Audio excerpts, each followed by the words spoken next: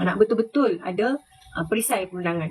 Dia kena ada bukti yang mencukupi. Bukti tu yang adalah hujahan yang lengkap, yang boleh menyokong setiap rakyat ni supaya dia boleh pindahkan bebanan pembuktian kepada pihak yang nak dakwa dia tu.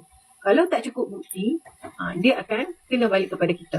Sebab apa? Dulu boleh lah. Sekarang ni dah masuk fasa pindaan akta, pindaan undang-undang, dan dah masuk pelaksanaan dasar.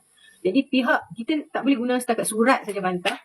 Dan yelah betul dah buat report polis, tapi tak boleh guna report polis semata-mata sebagai defend diri. Sebab apa? Ini saya cerita dari segi cause and effect, dari segi perundangan dan situasi masa sekarang. Kalau dulu masa zaman COVID, belum Great Reset lagi, baru dasar baru dirasmikan. So bolehlah pakai surat, pakai hujahan mulut, kan? Pakai notis ataupun pakai report polis saja untuk jadi defend diri. Masa tu bukti masa tu ya lengkap lah, macam tu boleh lah pindah bebanan pembuktian sebab akta-akta belum dipindah. Tak ada akta-akta yang berkaitan yang boleh menjerat rakyat, kan, menjerat rakyat.